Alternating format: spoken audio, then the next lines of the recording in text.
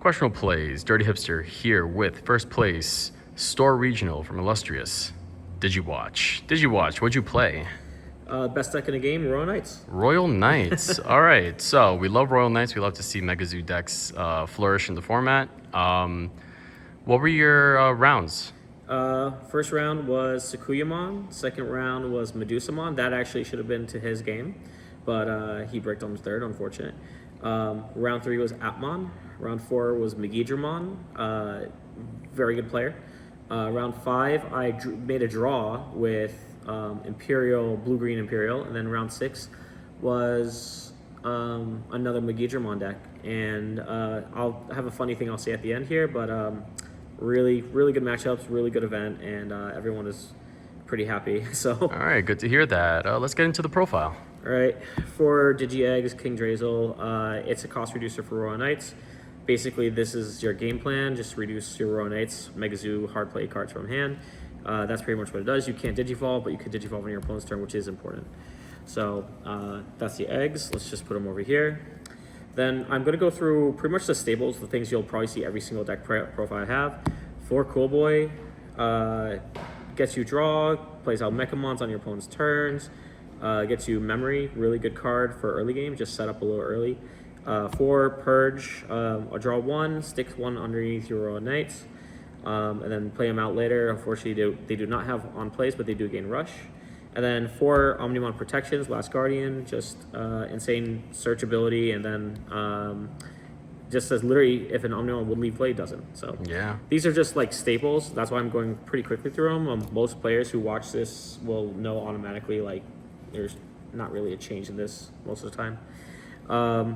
We also have what our starters are going to be. So 4 of the BT13 Magnamon. Classic opening hand, you draw 1 when it leaves the board, and then it's blocker, and on turn 1 it's a 2 cost because this reduces by 4, and then you put 1 underneath and that's 5, so it's 2 to play on the first turn. And then of course our new best Omecamon, this is the Omecamon from BT20. On play, really doesn't do anything early game, but when it gets deleted, you put it underneath your King Drazel, and it counts as a source, and then when our security leaves, you can play it out. If you have 1 or less security, then it plays out, and you can Digivolve, since it's your opponent's turn, into on 1x antibody. So we want to see this pretty much every game. If you don't, you lose. And then 2 of the older Mechamon, which is a draw 1, and on deletion, you place a Royal Knight trait Digimon from your hand to underneath King Drazel. So these are like your starters. Again, this is pretty standard for most Royal Knights players.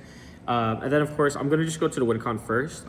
2 of our old Omnimon and 4 of our Omnimon X Antibody, or French Omni Soup, whatever you want to call it. Basically, this is every keyword in the game, and Omnimon on play plays out all your Royal Knights, 1 of each name.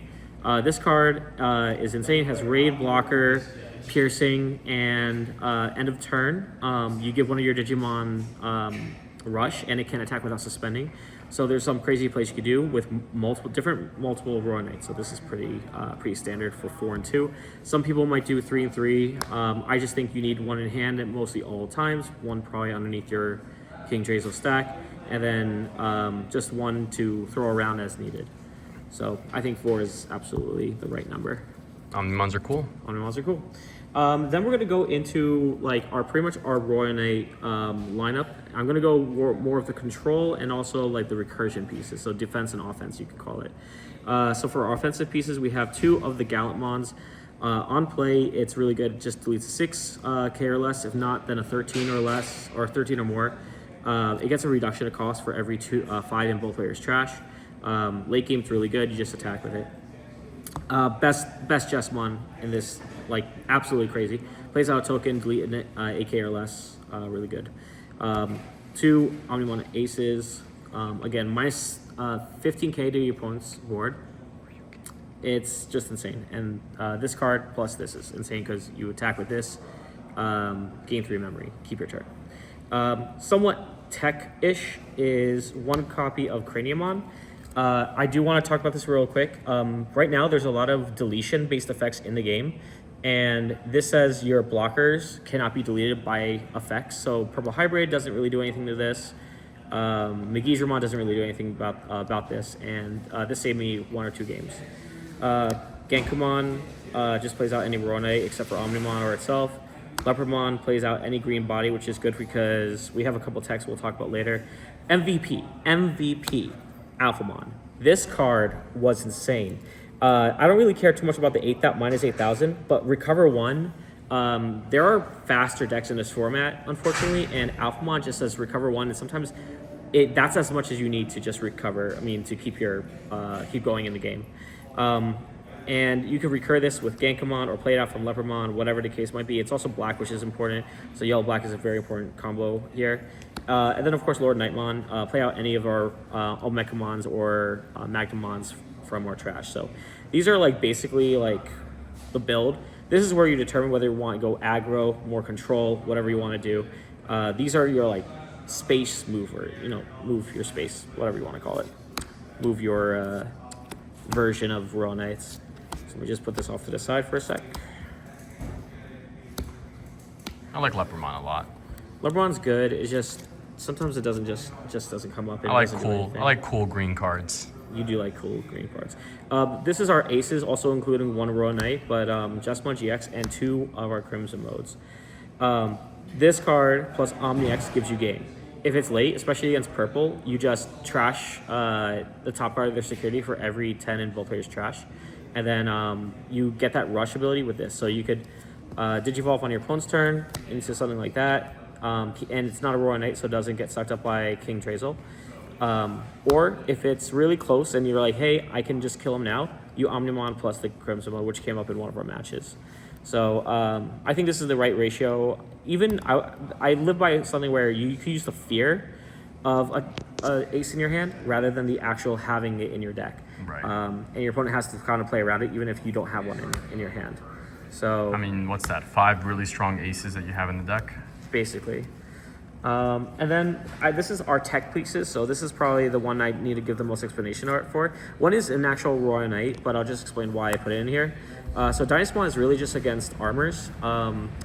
I have lost a bunch of matches in locals play against a guy who's really good with Armor Rush, and just being able to get rid of them and try to get rid of a bunch of armors at the same time, plus VMons on board.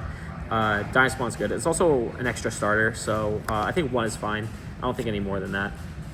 Our another tech is Pomamon. Our guy here likes green cards, so obviously I have to represent. A lot of cards this format play from effects, so this was our only tech, but you can use wherever it is right now. Leopardmon? No, well, you can use Leopardmon, but you can also use Lord Nightmon. Yeah, I'm not gonna look for it to play it out either way, and that's just a good card. Plus, if you play this through Leopardmon, this actually gains blocker, so it's a free block if you need it. And then we're playing 2 Medieval Gallants. This stops floodgates and stuff from your deck, from your opponent's deck. Even if I have to hard play this at 11, I really don't mind because I'm just going to be able to gain back advantage. They might be able to pass me over, set up a bunch of Tamers, but at that point, I might have enough just to kill him. So 2 copies there, and then finally 1 pawn, 1 queen device. This is the card actually a bunch of people have been asking me about why I play this. This has insane. First off, security effects, insane. I'll go over those first. Delete an 11k or less, which is insane for a 2 cost, and then -2 of your opponent's Digimon get -2 security, which is also really good, especially if it can hit there. But that's not why we play it.